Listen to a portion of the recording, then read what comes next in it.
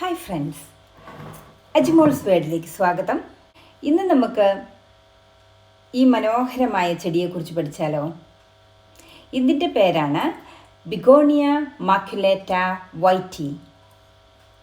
ഇതൊരു sub tropical plant ആണ്. ഇത് കെയിൻ ബിഗോണിയയുടെ സബ് സ്പീഷ്യസിൽപ്പെട്ട ഒരു ചെടിയാണ്.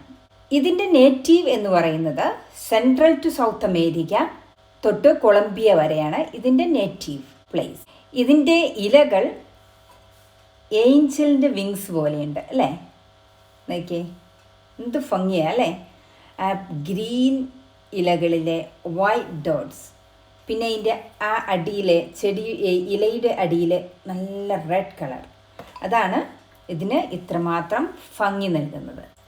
ഇതിൻ്റെ ഇലകൾ അല്പം വാക്സിയാണ്. ഇത് നോക്കിയാൽ കാണാം, ഇത് തിളങ്ങുന്നത് കണ്ടോ? ഇതിൻ്റെ ഇലകൾ വാക്സിയാണ്. നല്ല അമേസിങ് റെഡ് ഇലകളാണ് ഇതിൻ്റെ, അമേസിങ് റെഡ് ലീഫ്. പിന്നെ ഇതിൻ്റെ ഇലകൾ വളരെ ടോക്സിക്കാണ്.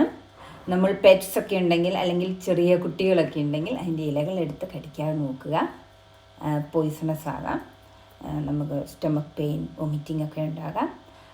അതുകൊണ്ട് അത് വളരെ സൂക്ഷിക്കുക. ഇതിൻ്റെ ഇലകൾക്ക് 30 സെൻറ്റിമീറ്റർ വരെ നീളം വയ്ക്കാം. 27 സെൻറ്റിമീറ്റർ എന്നാണ് സാധാരണ പറയുക. ഞാൻ എൻ്റെ ഇലകൾ മെഷർ ചെയ്ത് നോക്കിയപ്പോൾ 30 സെൻറ്റിമീറ്റർ ലോങ് ആണ്. ഇതിന് 1.5 മീറ്റർ വരെ ഈ ചെടിക്ക് ഹൈറ്റ് വെക്കാം. ഇത് വളരെ ചെറുതാണ്. ഞാനൊരു മാസത്തോളമായുള്ളൂ വാങ്ങിച്ചിട്ട്. വളരെ ചെറിയ ചെടിയാണ്. ഞാൻ ഒത്തിരിയേറെ ആഗ്രഹിച്ച് വാങ്ങിച്ച ഒരു ചെടിയാണിത്. ഇത് ഞാൻ ഒത്തിരി നാളായിട്ട് നോക്കി നടക്കുകയായിരുന്നു ഈ ചെടി കിട്ടാൻ. പക്ഷെ വളരെ ബുദ്ധിമുട്ടാണ് ഇത് പിടിക്കാനും പരിപാലിക്കാനും ഒക്കെ. കാരണം ഇത് മറ്റുള്ള ചെടികളെക്കാളും വളരെ ശ്രദ്ധ കൊടുക്കേണ്ട ചെടിയാണ്. എല്ലാ ആഴ്ചയിലും ഇതിനെ നോക്കണം, ഇതിൻ്റെ ഇലകൾക്ക് എന്തെങ്കിലും പ്രശ്നമുണ്ടോ എന്നൊക്കെ, വല്ല ഇൻഫെക്ഷൻ, ഫംഗസ്, ബാക്ടീരിയ അങ്ങനെയൊക്കെ ഉണ്ടോ എന്ന് നോക്കണം. അതുകൊണ്ട് വളരെ ശ്രദ്ധ കൊടുക്കേണ്ട ഒരു ചെടിയാണിത്. ഇത് ഹ്യൂമിഡിറ്റി വളരെയേറെ ഇഷ്ടപ്പെടുന്ന ഒരു ചെടിയാണ്. അതുകൊണ്ട് ഇതിൻ്റെ ഇലകളിലൊക്കെ നമ്മൾ വെള്ളം ഡെയിലി സ്പ്രേ ചെയ്ത് കൊടുക്കണം. ഞാൻ വിൻ്ററിലെ കാര്യമല്ല പറയുന്നത്, സമ്മറിൽ. വിൻ്ററിൽ നമ്മൾ ഇലകളിലധികം വെള്ളം ഒഴിച്ച് കൊടുക്കണ്ട. കാരണം ഇതിന് ഫംഗസ്, മോൾഡ് ഇവയൊക്കെ ഉണ്ടാകാൻ ചാൻസ് ഉണ്ട്. അതുകൊണ്ട് വിൻ്ററിൽ അധികം വെള്ളം സ്പ്രേ ചെയ്യാതിരിക്കുക. പിന്നെ ഇതിന് ബ്രൈറ്റ് ഇൻഡയറക്റ്റ് സൺലൈറ്റ് ആണ് ഈ ചെടിക്ക് വേണ്ടത്. ട്രോപ്പിക്കൽ കൺട്രീസിലാണ് നമുക്ക് കാണാം ഇത് വളരെ ഷെയ്ഡി ആയിട്ടുള്ളിടത്താണ് ഈ ചെടി വളരുക. അപ്പോൾ യുകെയിൽ നമ്മൾ ഇൻഡോർ പ്ലാന്റ് ആയിട്ടാണ് ഇത് കൂടുതലും നമ്മൾ വളർത്തുക. അപ്പോൾ ബ്രൈറ്റ് ഇൻഡയറക്റ്റ് സൺലൈറ്റ് നമ്മൾ വിൻഡോസിൽ വെച്ചാൽ നമുക്കിതിന് ആവശ്യത്തിനുള്ള സൺലൈറ്റ് കിട്ടും. അപ്പോൾ നമുക്കിതിൻ്റെ കളർ മെയിൻറ്റെയിൻ ചെയ്യാൻ പറ്റും. ഇതിൻ്റെ ഇലകൾ ലഗ്ഗിയാകാതെ വളരും. ചെടികൾ ലഗ്ഗിയാകുക എന്ന് പറഞ്ഞാൽ ഇതിൻ്റെ ഇലകളുടെ ഈ വളർച്ച, ഇതിൻ്റെ ഡിസ്റ്റൻസ്, ഈ രണ്ട് ഇലകൾ തമ്മിലുള്ള ഡിസ്റ്റൻസ് കൂടി വരുമ്പോഴാണ് ലഗ്ഗി എന്ന് പറയുന്നത്. അപ്പോൾ അതായത് നമുക്ക് ഇലകൾ വളരെ കുറവായിരിക്കും. നമ്മൾ നന്നായിട്ട് അടുത്തടുത്ത് ഇലകൾ ഉണ്ടാകുന്നതാണ് ഈ ചെടിയുടെ ഏറ്റവും ഭംഗി. എന്തോരം ഇല കൂടുന്നോ അത്രയും ഭംഗിയാണ് ചെടികൾക്ക്. പിന്നെ ഇതിന് നമ്മൾ ഉപയോഗിക്കേണ്ട സോയിൽ വെൽ ഡ്രെയിൻഡ് സോയിലാണ്.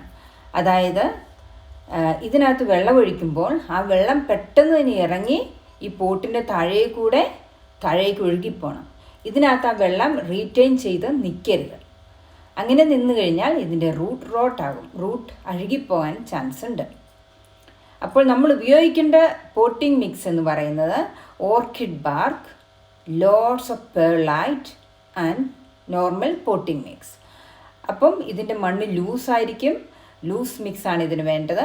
അപ്പം വെള്ളം നന്നായിട്ട് ഇതിനടിയിലൂടെ ഒഴുകിപ്പോകും.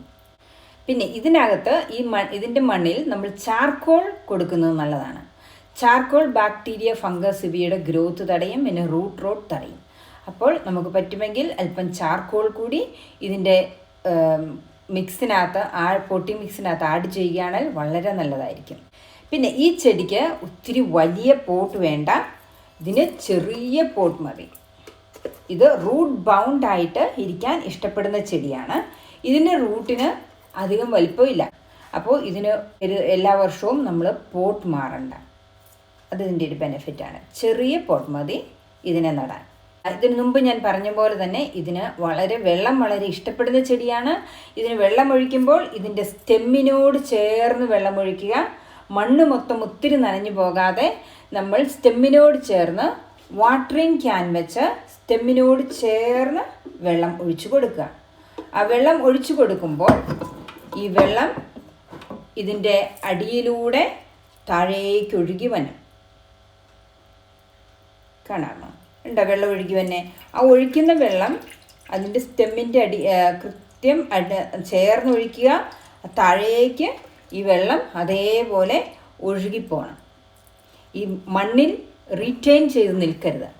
അതാണ് ഈ ചെടിക്ക് ഏറ്റവും നല്ലത്. ഈ മണ്ണിൽ ഈ വെള്ളം നിന്ന് കഴിഞ്ഞാൽ ഈ ചെടി പയ്യെ പയ്യെ അഴുകിപ്പോവും. ഇതിൻ്റെ വേരുകൾ അഴുകിപ്പോവും, അല്ലെങ്കിൽ റോട്ടായിപ്പോവും. അതുകൊണ്ട് മണ്ണിൽ വെള്ളം തങ്ങി നിൽക്കാതെ സൂക്ഷിക്കുക. പിന്നെ വീണ്ടും വെള്ളം ഒഴിക്കേണ്ടത് എപ്പോഴും ഇതിൻ്റെ മണ്ണ് നന്നായി ഉണങ്ങിയതിന് ശേഷം. ഫുൾ ഉണങ്ങിപ്പോകരുത്.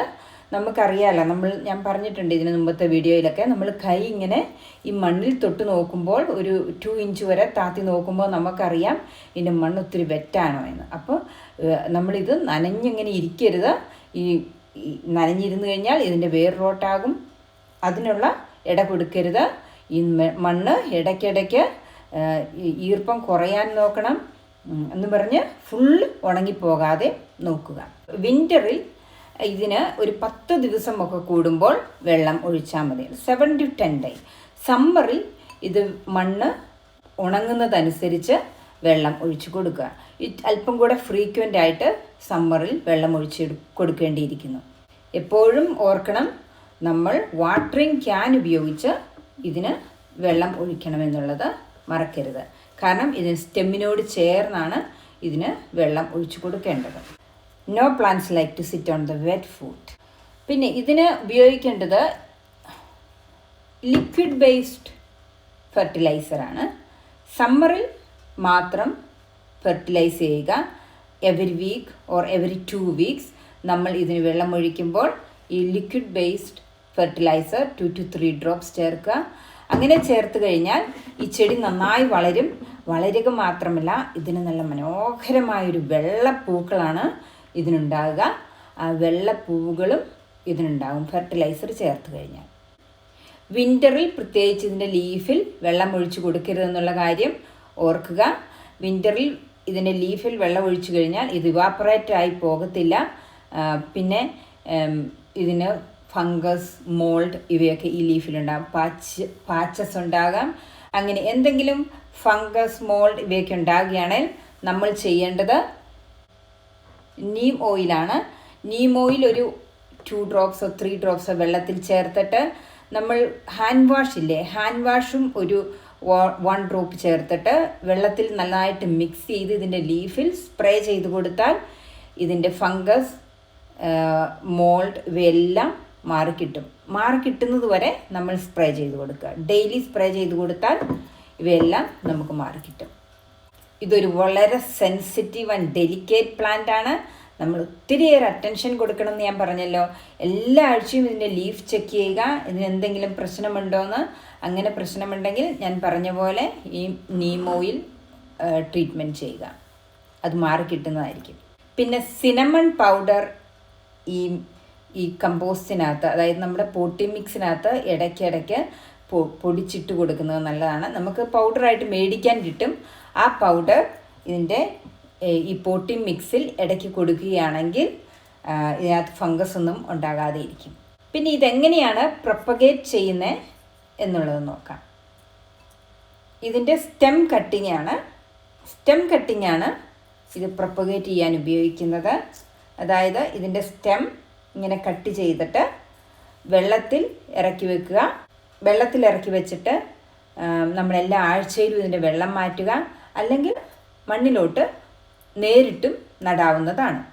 6 to 7 weeksനുള്ളിൽ നമുക്ക് ഇതിൻ്റെ പുതിയ നല്ല റൂട്ട്സ് വരുന്നത് കാണാം. അപ്പോൾ ആ റൂട്ട്സ് നന്നായി നന്നായി ആയി കഴിയുമ്പോൾ നമുക്ക് മണ്ണിലേക്ക് ഞാൻ പറഞ്ഞ പോലെ ഈ potting mix, perlite, orchid bar and normal potting mix, പിന്നെ ചാർക്കോൾ ഉണ്ടെങ്കിൽ ചാർക്കോളൊക്കെ ചേർത്ത് നമുക്ക് നടാവുന്നതാണ്. അപ്പോൾ ഇതുപോലെ ഒരു നല്ല ചെടിയാവും. ഇത് 1.5 meter വരെ ഇത് പൊക്കം വയ്ക്കാവുന്നതാണ് ഈ ചെടിക്ക്. നല്ല മനോഹരമായൊരു ചെടിയാണ്, കാണാൻ വളരെ ഭംഗിയാണ് ഇതിൻ്റെ ലീഫുകൾക്കൊക്കെ. നിങ്ങൾക്ക് എല്ലാവർക്കും ഇഷ്ടമാണെങ്കിൽ ഇത് വാങ്ങി നടുക, നന്നായി നോക്കുക, പരിപാലിക്കുക. നിങ്ങൾക്ക് ഒത്തിരി സന്തോഷം നൽകുന്ന ഒരു ചെടിയാണിത്. ഇതിപ്പോഴും ശ്രദ്ധിക്കണം, ഇത് ഇച്ചിരി ബുദ്ധിമുട്ടാണ് ഇത് വളർത്തിക്കൊണ്ട് വരാൻ. അതുകൊണ്ട് എല്ലാവരും എല്ലാ ആഴ്ചയിലും ഇതിനെ നന്നായിട്ട് ശ്രദ്ധിക്കണം, ഇതിൻ്റെ ഇലകളൊക്കെ ചെക്ക് ചെയ്യണം. ഈ വീഡിയോയിൽ ഞാൻ പറയാൻ മറന്നുപോയ ഒരു കാര്യം, ഈ ചെടി 1.5 മീറ്റർ വരെ ഹൈറ്റിൽ വളരുകയും പക്ഷേ വളരെ ചെറിയ പോട്ട് മാത്രമേ ആവശ്യമുള്ളൂ എന്നതിനാൽ നമ്മുടെ കൈകളൊക്കെ തട്ടി ഈ ചെടി എപ്പോഴും മറിഞ്ഞു വീഴാൻ ചാൻസ് ഉണ്ട്. സോ നമ്മളെപ്പോഴും ഇങ്ങനെയൊരു ഹെവി ആയിട്ടുള്ള ഓർണമെൻറ്റ് പോട്ടിൽ ഈ ചെടി വയ്ക്കാൻ നിങ്ങൾ ശ്രദ്ധിക്കുക. അപ്പോൾ ഇതിൻ്റെ ഈ ചെടിക്ക് ഡാമേജ് ഉണ്ടാകാതെ മറിഞ്ഞു വീഴാതെ ഇരിക്കും. പിന്നെ നിങ്ങൾ ആദ്യമായിട്ടാണ് ഈ വീഡിയോ കാണുന്നതെങ്കിൽ സബ്സ്ക്രൈബ് ചെയ്യാൻ മറക്കരുതേ. വീഡിയോ ഇഷ്ടപ്പെട്ടെങ്കിൽ ലൈക്ക് ചെയ്യുക, ഷെയർ ചെയ്യുക, സബ്സ്ക്രൈബ് ചെയ്യുക. പിന്നെ ആ താഴെ കാണുന്ന ബെൽ ബട്ടണിൽ നിങ്ങൾ അമർത്താൻ മറക്കരുത്. എങ്കിൽ മാത്രമേ എൻ്റെ അടുത്ത വീഡിയോകൾ നിങ്ങൾക്ക് റെഗുലറായി കിട്ടുകയുള്ളൂ. Thank you for watching me. By.